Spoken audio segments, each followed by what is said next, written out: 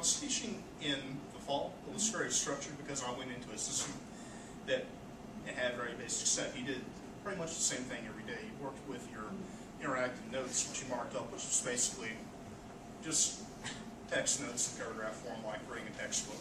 That you marked it up correctly, and it was kind of a dialogue between the teacher and the students about that.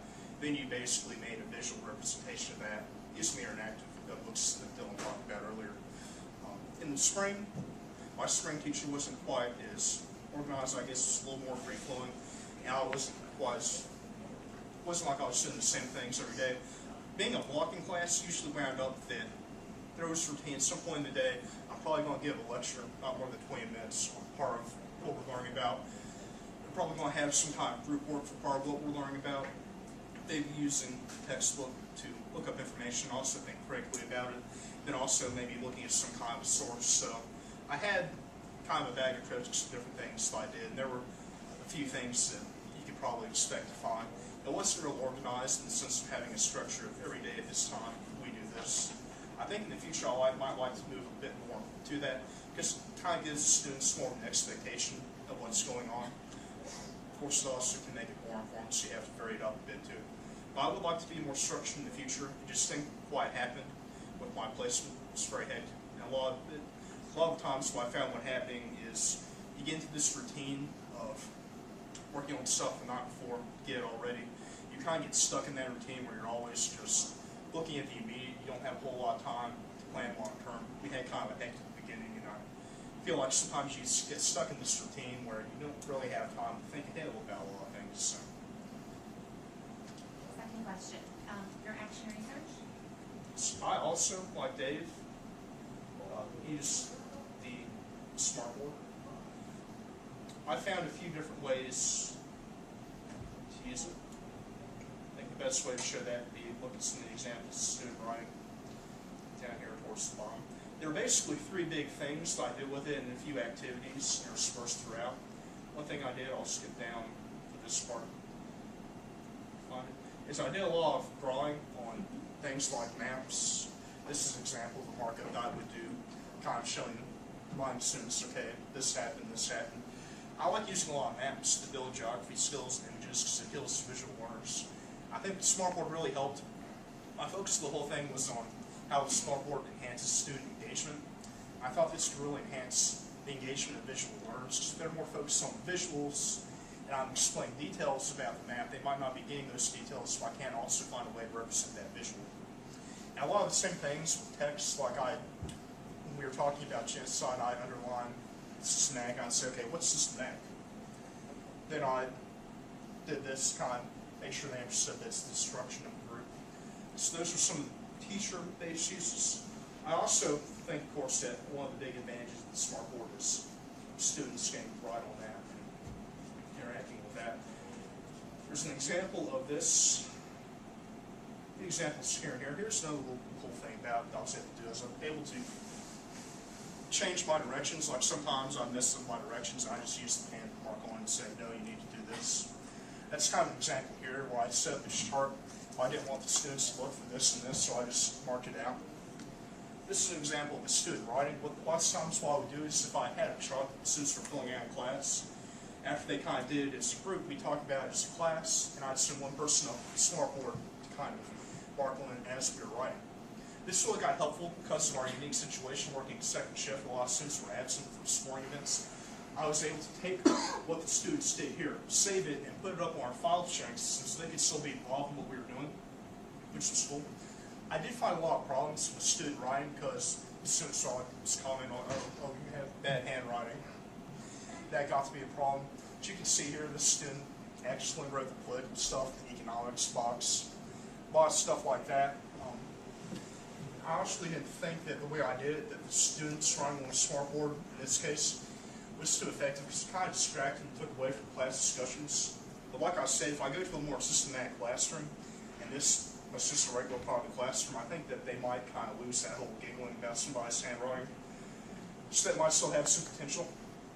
Other cool thing about this real quick is that the Smart Notebook thing allows you to go back and add later. So I was able to add this text over what the students did to kind of help make sure that the students who are reading this, who are gone, make sure it all made sense. And then like I talked about before with the group sharing thing, here's an example of that. We usually had 5 tables, so each table picked a person. They came in, they wrote their information about that person. I found this really helps, like I said before. If you did this just orally, students wouldn't listen to their classmates, but they would be very willing to write down what their classmates said. This worked really well. You can only have one person writing on the smartboard at a time. So every now and then people would try to write at the same time. You get stuff like this, if y'all did in 5 different colors. There are a couple times where I actually had to really step in to calm them down. It's got to be realistic when people find over who's going next sometimes. Believe it or not, in some class, you can kind of tell the overall kind of feel of the class affected how they use smartboard. Like the really mellow class, I didn't have to worry about them fighting over it. The really kind of active class, I did. So, yeah, those are the 3 main uses. I did a few other little things like a geography bee. I tried to do a PowerPoint thing, didn't work. That was the smartboard's fault. So that's kind of my research overall. I have to say that I really found the smartboard to be a lot more useful than I originally figured it might be. I remember back to the thing that Walker tried to do last fall. Very bad day. I had different experiences too. Like we used one of these at work, and we spent a 5-hour shift one day trying to figure out how to get the computer to connect up to it. We never could get to do that. But I was in a situation where it was pre-installed and it worked. When it actually works, it can actually be very helpful for enhancing student understanding. Any more questions about that? Matt, do you have a question? I didn't mean to cut you off. You're done. I wanted him to. No, I do have a question. Heath, actually, I wanted to see. Did you ever have a lesson that just didn't work? They didn't go well. And if you didn't, congratulations. If you did, Congratulations, you're a liar. yeah. if you did, I kind of want you to talk about it for a second and just explain what you reflected on about why you think it didn't work, and then did you do anything, like did that change anything afterwards? Did you do anything different after that? And if you have evidence for it on your portfolio, go for it. If you don't worry about it. I can't think of a lesson that the whole entire lesson just totally failed. I had quite a few lessons where there were little things like, for instance, I talked about using the whole group sharing thing, just audibly. That didn't work very well. And then later on, when I used it in the future, I changed it up using the smartboard thing that worked better. There's so many little things that you can think of.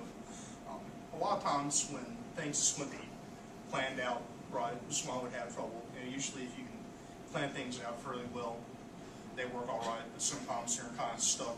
Like my first week teaching, my cooperating teacher had some kind of pneumonia actually. She was gone the first 4 days. And I wasn't able to talk with her about the second unit, so I had a couple of unit lesson plans that didn't go real well, just because I didn't have a lot of time to talk with her and plan it all out. So planning was a big factor. I had a few things where something wouldn't work and I would just get rid of it, usually for time purposes. Like I did this thing with my 6th graders where I was going to have them look at part of the Declaration of Independence and put it into their own words. I found that they just weren't interested in it, and it wasn't very well. And also that it was taking up time, and it wasn't essentially tied to the goals. So that was the case where I found something that wasn't working, and because it wasn't essential, I kind of threw it out. The way they're almost so many little things doesn't work right one way. You kind of adjust.